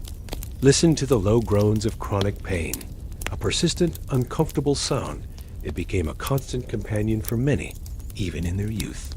Hear the rhythmic creak of stiff joints, knees, hips, shoulders, protesting every movement, making the body feel decades older than its actual years. See the twisted limbs, the hunched backs, the early loss of teeth, the deeply etched lines on faces, the visible evidence of a lifetime of relentless physical exertion, untreated injuries, and chronic malnutrition. Bodies wore out decades early. What we call old age arrived in youth.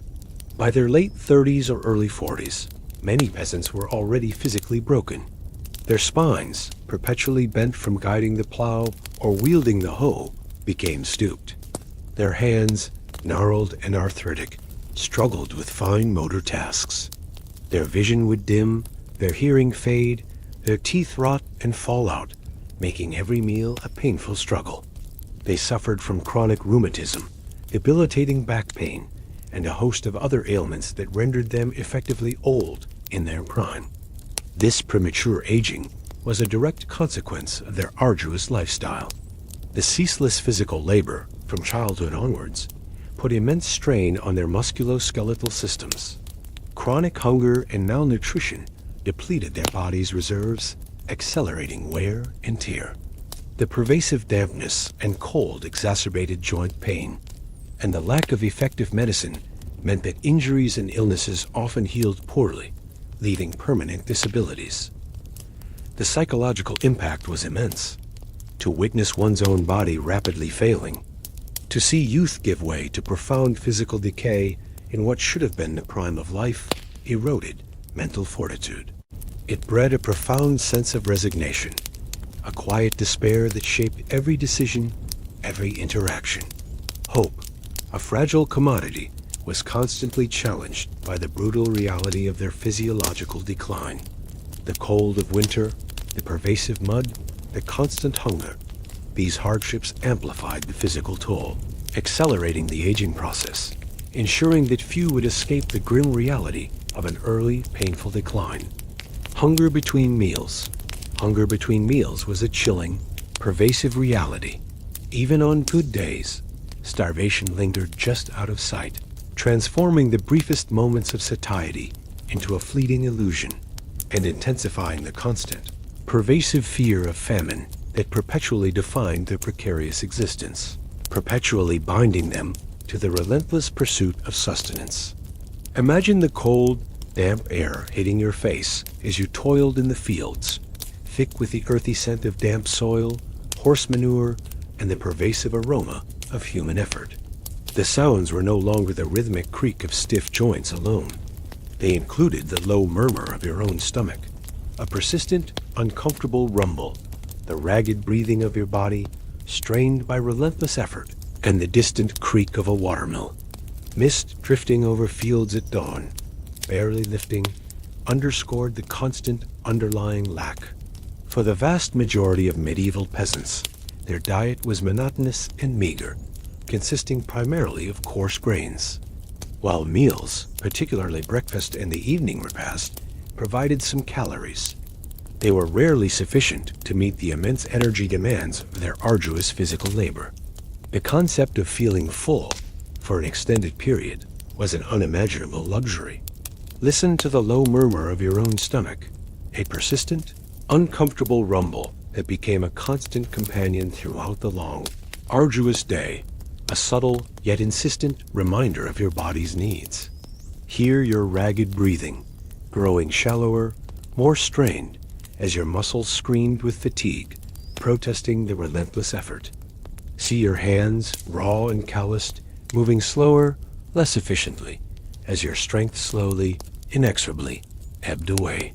Even on good days, starvation lingered just out of sight. Even after a meal of coarse bread and thin ale, the sensation of fullness was fleeting.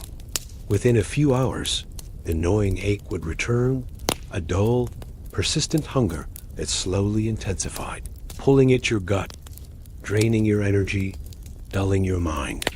This was not the acute hunger of starvation, but a chronic, low-grade deprivation, a constant underlying thrum of need. The psychological impact was immense.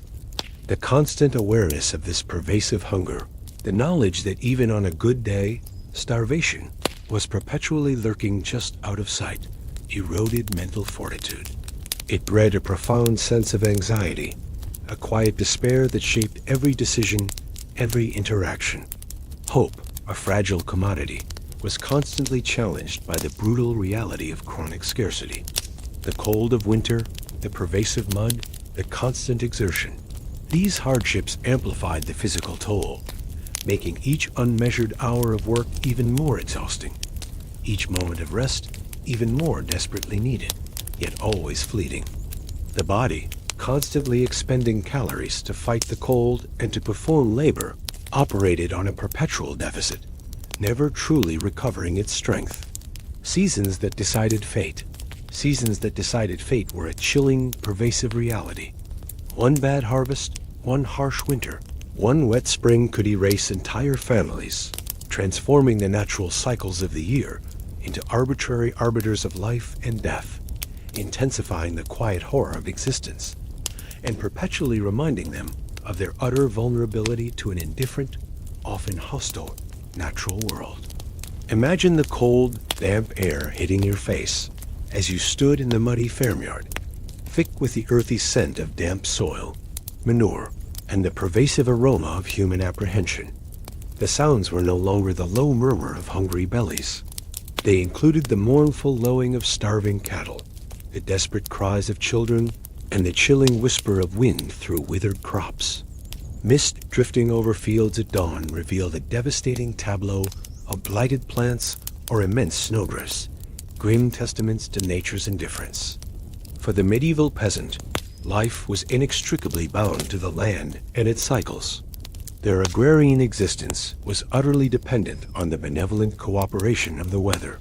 A single season of abnormal conditions, too much rain, too little sun, an unseasonal frost, a devastating drought could spell catastrophe, unraveling months of arduous labor and pushing entire communities to the brink of starvation. Listen to the mournful lowing of cattle, their ribs showing starkly beneath their hides, their eyes dull with thirst and hunger, their voices echoing the despair of a failed season. Hear the chilling whisper of wind through withered crops, a desolate sound that spoke of vanished bounty. See the vast, open fields, once a promise of sustenance, now a devastating tableau of brown and brittle plants, or an endless expanse of snow, its productivity utterly lost. One bad harvest, one harsh winter, one wet spring could erase entire families. A harvest blighted by disease, destroyed by a sudden hailstorm, or simply diminished by insufficient sun, meant that the precious grain for the coming year was lost. This directly led to famine, a slow, agonizing death that claimed thousands. A harsh winter, with extreme cold and prolonged snow, could freeze rivers, starve livestock, and make travel impossible, leading to widespread hypothermia and starvation. A wet spring could rot newly sown seeds, delay planting, and promote disease, setting the stage for another failed harvest. These were not merely inconveniences. They were existential threats. Entire families could be wiped out, their lives extinguished, their homes abandoned. The delicate balance of their existence, perpetually on the edge, could be shattered by a single unpredictable turn of the season, leaving no recourse. The psychological impact was immense. The constant awareness of this profound vulnerability, the knowledge that their entire future hinged on the unpredictable whims of nature, eroded mental fortitude. It bred a profound sense of fatalism, a quiet despair that shaped every decision, every interaction. Hope, a fragile commodity, was constantly challenged by the brutal reality of an indifferent world. The cold, the pervasive mud, the constant hunger. These hardships amplified the physical toll, making their bodies even more susceptible to the ravages of famine and disease that followed a poor season. Death as a daily expectation, beyond the relentless threats of nature and the crushing weight of economic hardship. Medieval peasant life was defined by a profound, pervasive, and utterly inescapable truth. Mortality was not a distant event, but an intimate, constant companion. Death as a daily expectation was a chilling, pervasive reality. Funerals were routine. Loss shaped how people loved and lived, transforming profound grief into a stoic acceptance, and intensifying the quiet horror of existence in a world where life was short, brutal, and perpetually vulnerable, leaving an indelible mark on the very fabric of human relationships. Imagine the cold, damp air hitting your face as you stood in the village churchyard, thick with the earthy scent of freshly turned soil, damp grass, and the pervasive aroma of human grief. The sounds were no longer the distant bleating of starving cattle. They included the slow, mournful toll of the church bell, the hushed whispers of prayers, and the muffled sobs of mourners. Mist drifting over fields at dawn, barely lifting, revealed rows of crude wooden crosses, stark against the gray sky. For the vast majority of medieval peasants, life expectancy was tragically short. High infant and child mortality rates meant that many never reached adulthood. Those who did face a relentless barrage of hardships, chronic malnutrition, debilitating illnesses, dangerous labor, and a constant threat of violence that wore down the body and shortened lives. Death was a common, almost mundane occurrence, woven into the very fabric of daily existence.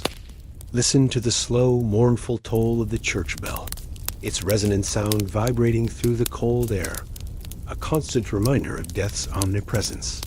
Hear the hushed whispers of prayers, offered by a small gathering of villagers, their voices low and solemn, as a simple wooden coffin was lowered into a shallow grave.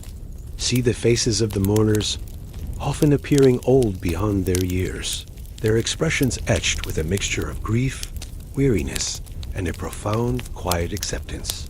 Funerals were routine. Loss shaped how people loved and lived.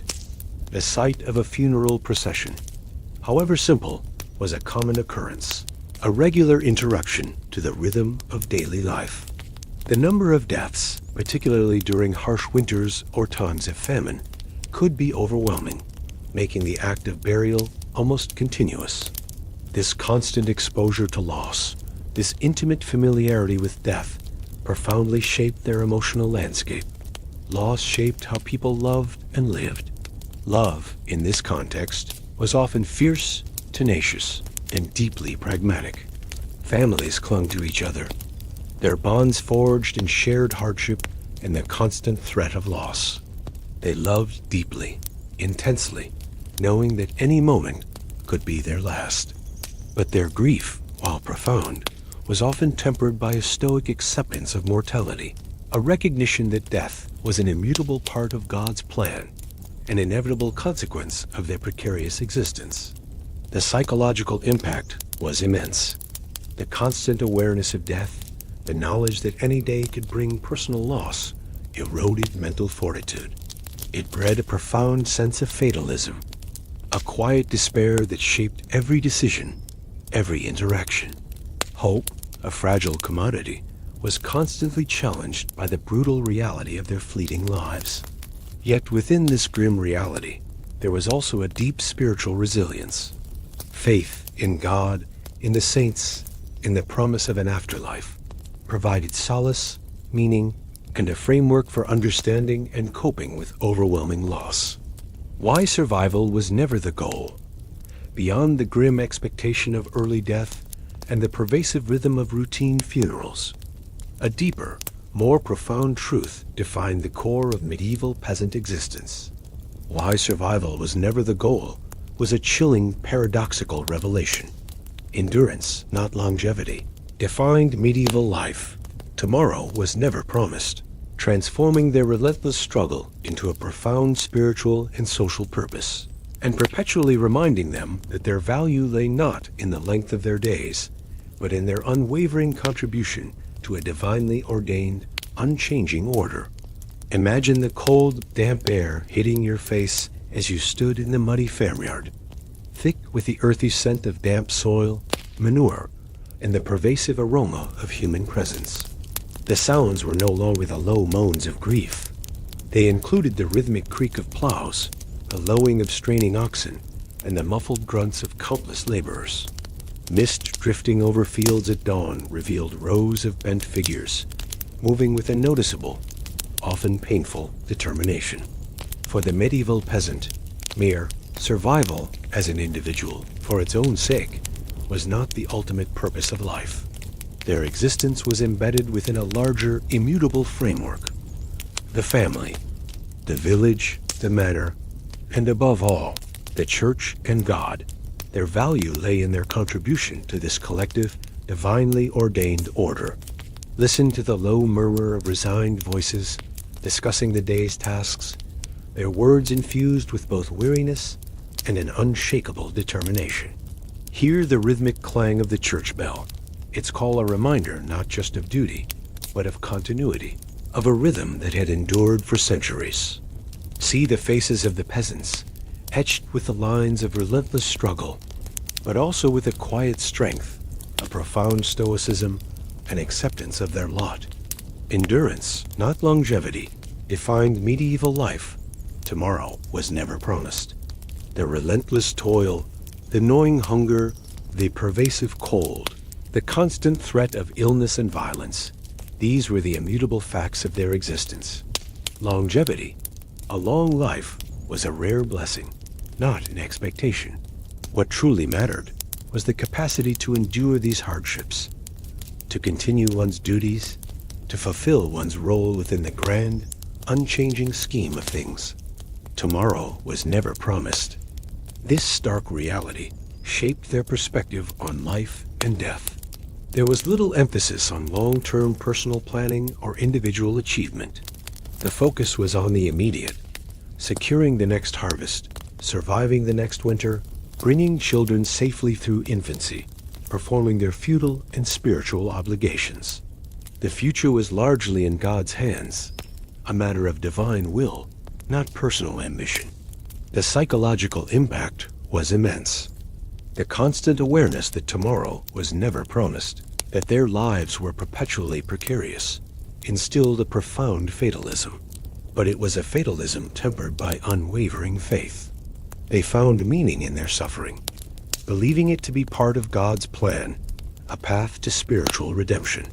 Their value lay in their labor, in their piety, in their ability to continue the cycle of life against immense odds.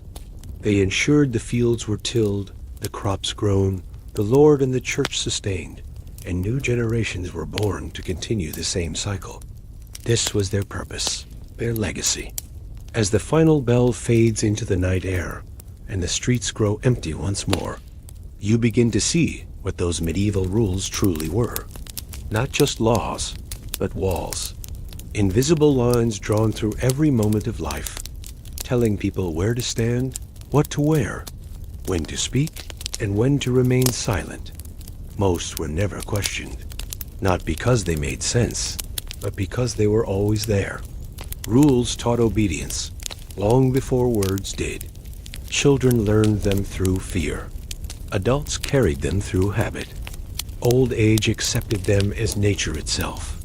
A man obeyed because his father had obeyed. A woman endured because no alternative existed. A village followed the rules because breaking them risked shame, hunger, or worse. Even the strangest laws. Animals put on trial, clothes regulated by rank, speech punished as sin, were simply part of the air people breathed. Order mattered more than fairness. Stability mattered more than freedom. And survival depended on knowing which rules could not be broken.